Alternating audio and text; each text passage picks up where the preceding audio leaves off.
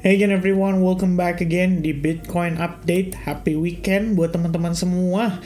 Kita update post NFP dan unemployment rate data, disertai dengan situasi yang memanas kembali dari statement Donald Trump atau kebijakan Donald Trump. Guys, ini menarik banget ya. Jadi Donald Trump ngambil waktunya, timingnya tuh tepat. 1 hari sebelum libur ya, dan momen-momen mendekati penutupan jam trading daripada New York Session. Kondisi begini sebenarnya terus-terusan meningkatkan uncertainty di market ya, pasar keuangan secara masif. Terhadap oil kena dampak, kemudian terhadap emas ada dampaknya, terhadap silver ada dampaknya, terhadap ya Bitcoin, terhadap US equity, semua kena dampak teman-teman, secara merata tanpa terkecuali. Thanks to Donald Trump yang memberikan kondisi market seperti ini. Saya berpikir ya, ini adalah tahapan awal ya dari masa kepemimpinan Donald Trump. Jadi market juga perlu proses ya untuk mencerna berbagai kebijakan yang diambil Donald Trump dan apa dampaknya kepada market secara keseluruhan.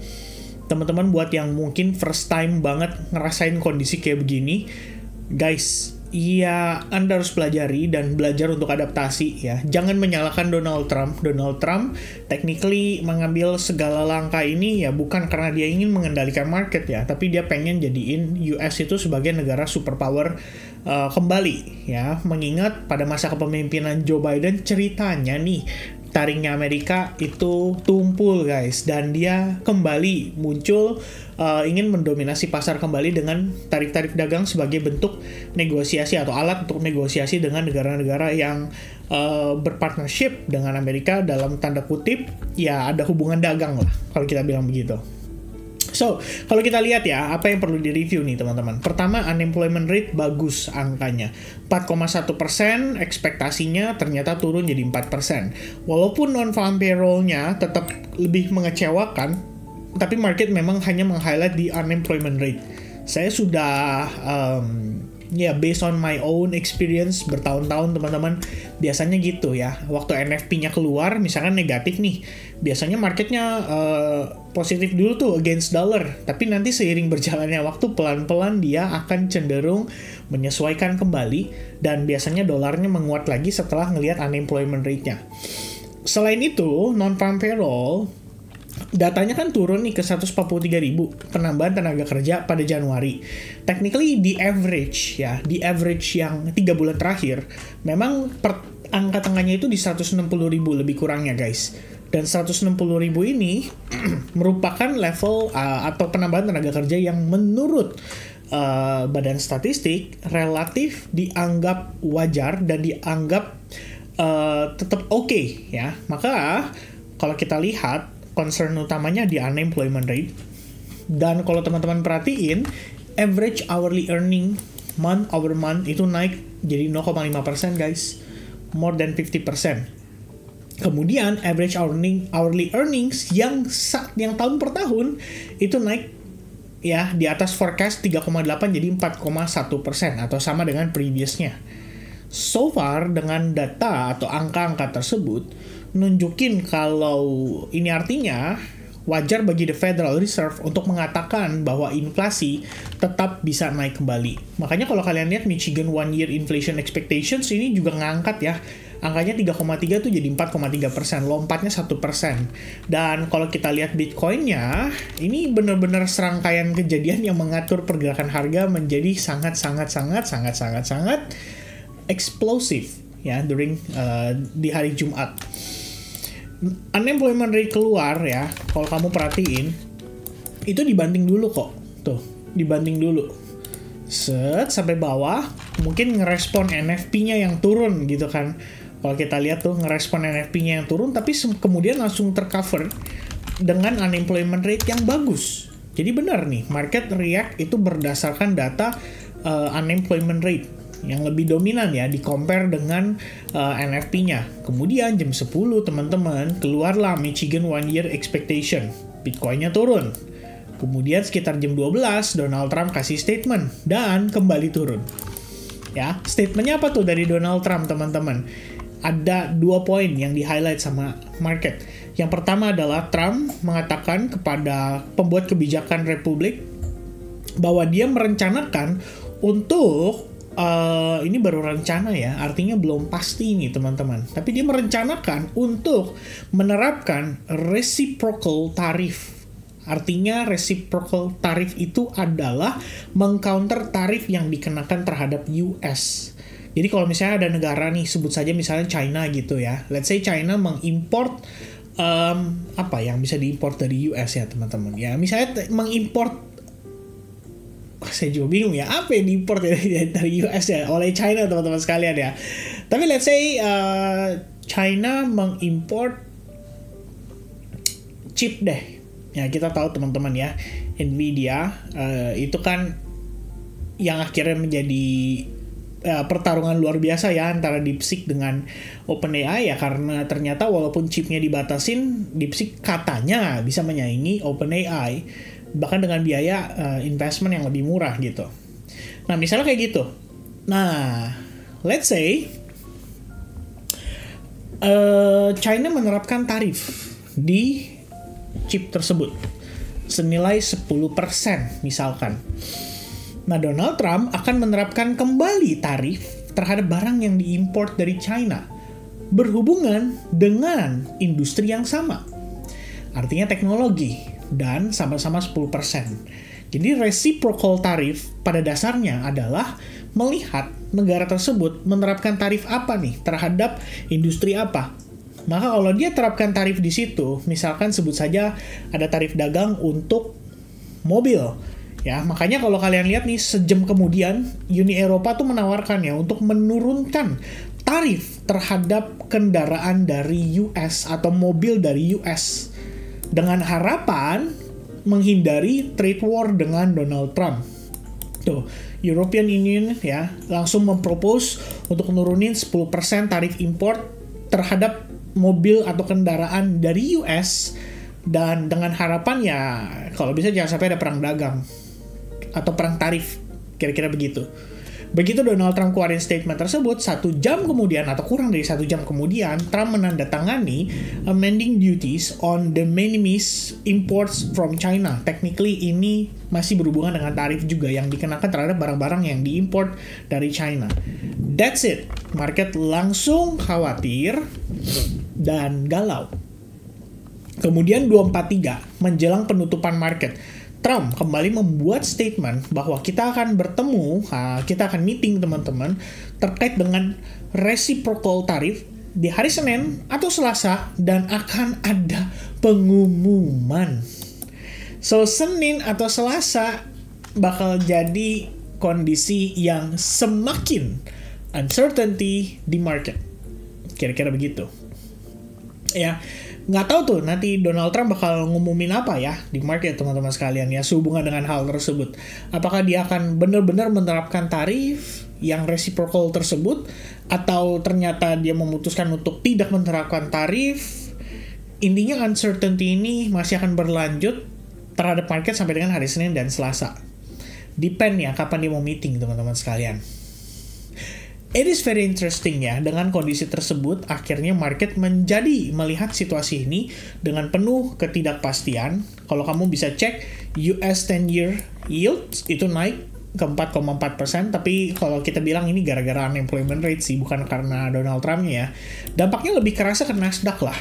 Tuh. Per Donald Trump ngeluarin statement-statement itu, kamu bisa cek Nasdaq itu reactionnya kayak gimana. Ini Michigan nih, Michigan, kemudian Donald Trump, more or less jam 11, kemudian di sini ya sekitar jam 3 pagi itu. Tapi market udah mau tutup di jam tersebut. Jadi marketnya kita bisa lihat nggak terlalu memiliki reaksi yang berlebihan gitu ya. Namun kalau kita lihat secara keseluruhan, ya kekhawatiran atas efek dari perang tarif ini tetap ada dan terasa di market. Serta kembali hot setelah 2-3 hari terakhir udah nggak terlalu berasa. Ya, kita pikir urusan US China kan yang tidak berkomunikasi itu tampaknya akhirnya dianggap oleh para pelaku pasar bahwa ya ini kayaknya udah mulai mereda nih ya sentimennya, dan mulai shifting ke sentimen yang lain. Di hari Jumat kemarin Donald Trump kembali membawa sentimen negatif itu menjadi sebuah bentuk ketidakpastian yang paling ultimate ya, at least sepanjang masa kepemimpinan Donald Trump di awal-awal periodenya. So it is crazy actually ya guys, dengan kondisi tersebut. Of course market crypto juga harus menanggung dampaknya. Kita bisa lihat dari unemployment rate bagus, Michigan kurang begitu bagus, Donald Trump kasih statement, and then menjelang closing ya udah market begini-gini aja, back and forth. Terutama sebenarnya paling hotnya di sini sih, ketika Donald Trump bilang kita bakal kasih pengumumannya di antara hari Senin atau Selasa. That's it. Market langsung galau guys ya, per kondisi tersebut.